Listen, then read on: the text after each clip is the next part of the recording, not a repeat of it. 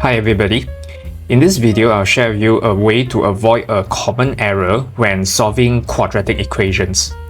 So let's use this example here to illustrate.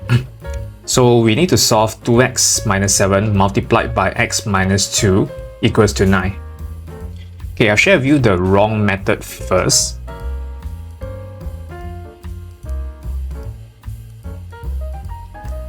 Okay, so for the wrong method, what some people do is we will straight away equate like this 2x minus 7 equals to 9 and the x minus 2 equals to 9.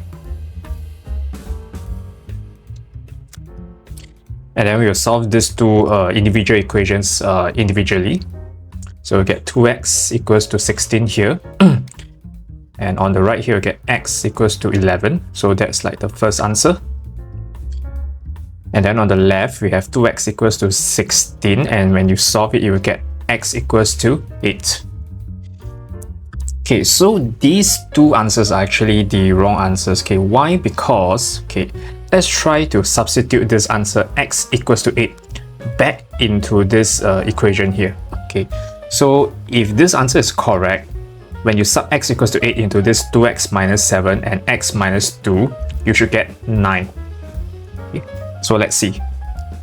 So we'll have 2, okay, replace the x with 8, minus 7, and then replace the x here with 8. Okay. Then if we were to evaluate this 2 times 8 minus 7, I think we will get 9. And 8 minus 2, we will get 6. And 9 times 6, we get 54. And so you notice that this 54 is not equals to 9. Okay, it's not equals to the 9 here.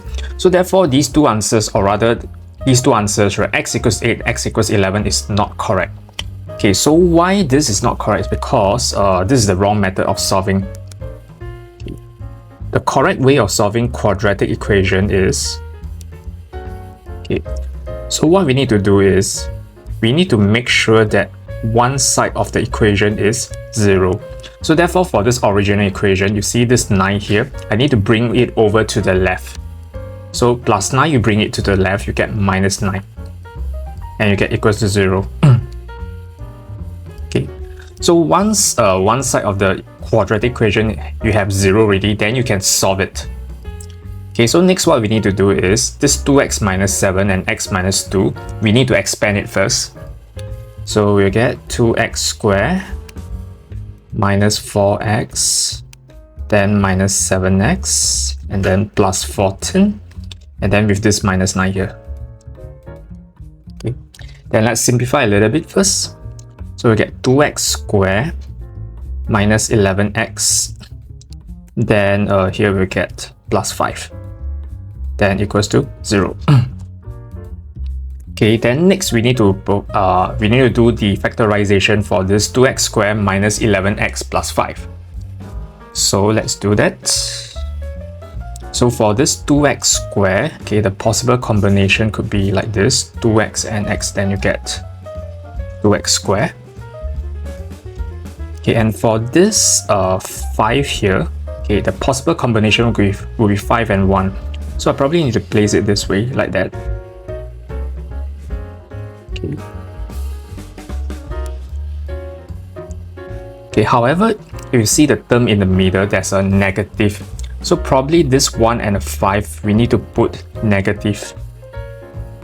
So minus 1 times minus 5, we still get 5 here, so it's okay. Okay, then next one we need to do is something like this. Okay, so we need to double check. So how this method works is that we have, okay, let's work out this top part first. So x times minus 1, we get minus x.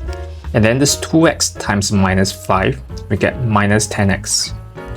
And when you sum up the minus x and minus 10x here, you get minus 11x.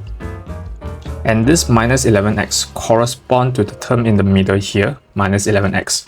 So therefore, we know this combination of factors is correct.